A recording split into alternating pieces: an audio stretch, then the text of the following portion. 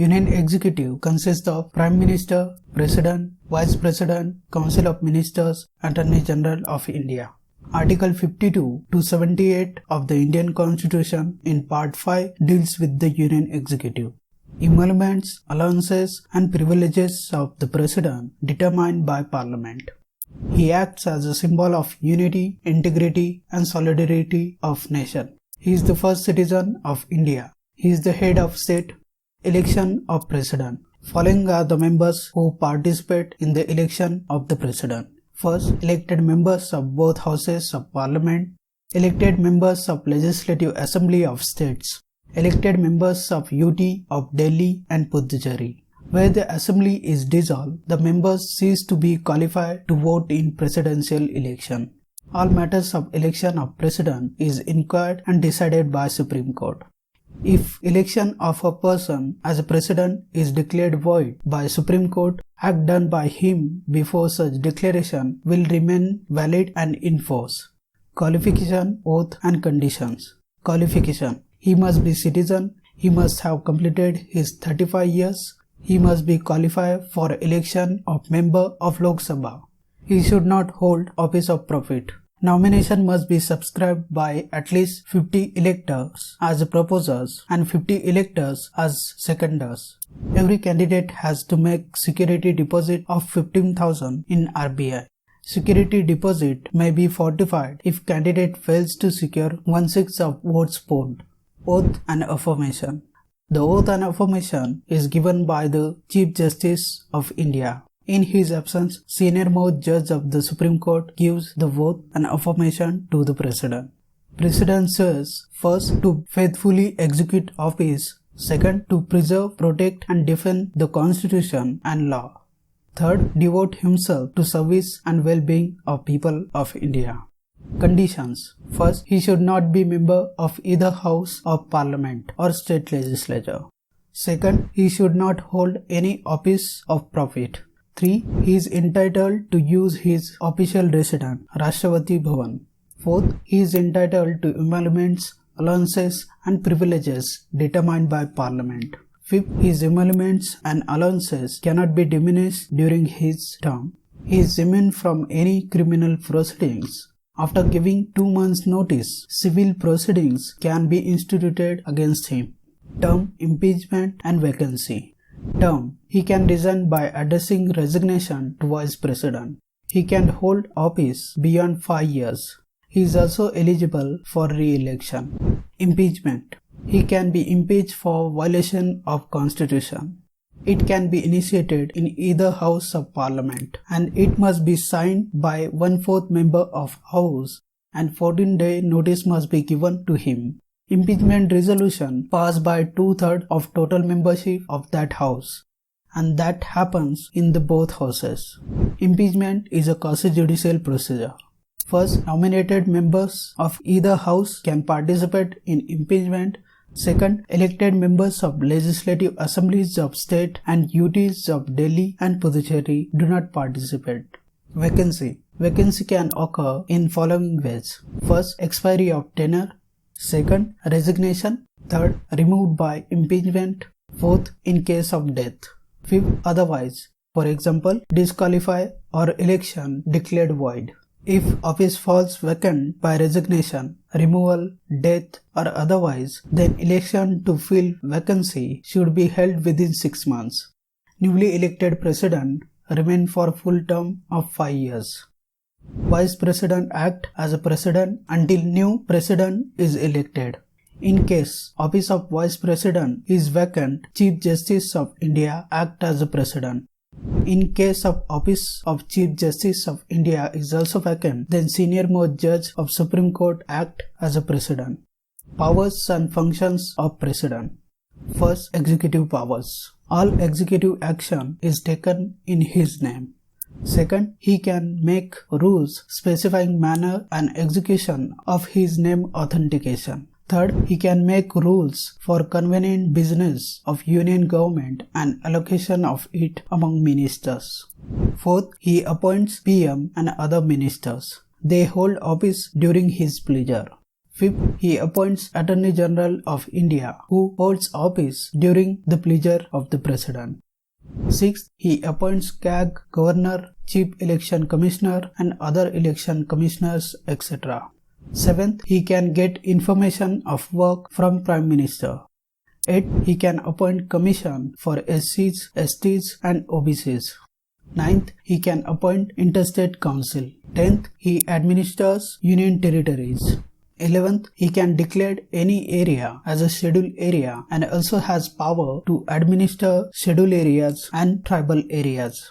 Second, legislative powers. First, he can summon or prorogue Parliament and dissolve Lok Sabha. Also, he can summon joint sitting which is presided by Speaker of Lok Sabha. Second, he addresses first session after each election and first session of each year. Third, he sends messages to both houses of parliament with respect to pending bills or otherwise. Fourth, he appoints any member of Lok Sabha in case of absence of Speaker or Deputy Speaker. Same with Rajya Sabha. Fifth, he can promulgate ordinance when parliament is not in session. 3. Financial powers. First, money bill can be introduced only with his prior recommendation. Second, he causes to be laid annual financial statement. Third, no demand for grant can be made except on his recommendation. Fourth, he can make advances out of contingency fund of India. Fifth, he constitutes a finance commission after every 5 years. Fourth, judicial powers. He appoints Chief Justice and other judges of Supreme Court and High Court. Second, he can seek advice from Supreme Court on any questions of law or fact. It is non-binding on President. Third, he can grant pardon, reprieve, respite and remission or suspend, remit or commit sentence. Fifth, diplomatic powers. International treaties and agreements are negotiated and concluded on behalf of President. He represents India in international forums and affairs. He sends and receives diplomats. Sixth, military powers. He can declare war or conclude peace, which are subject to approval of Parliament. He is the Supreme Commander of Defence Forces, Army, Navy and Air Force.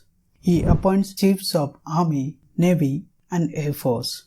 Seventh, emergency powers. Constitution empowers President to deal with emergencies. A. National emergency which come under Article 352 of the Indian Constitution. B. President's rule which come under Article 356 and 365.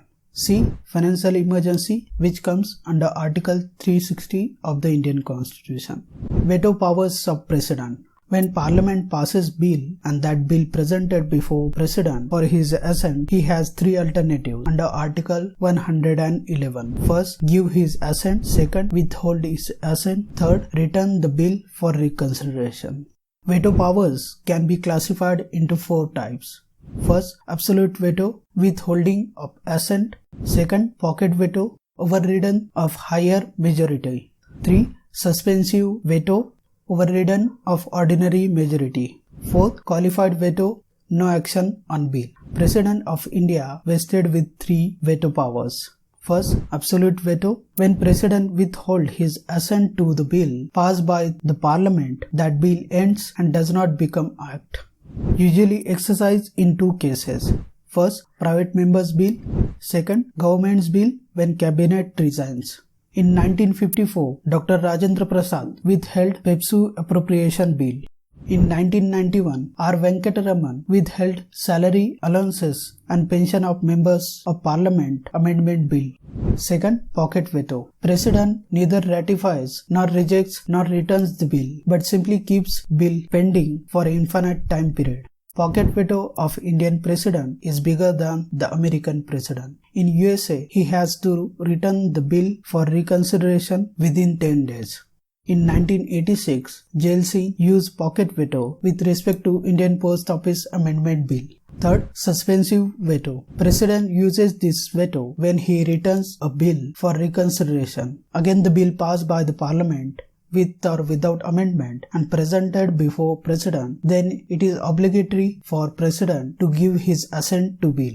President has no veto powers in respect of Constitutional Amendment Bill. 24th Amendment of 1971 made obligatory to President to give the assent, presidential veto over state legislature. When bill passed by state legislature and presented to Governor, he has 4 alternatives under Article 200.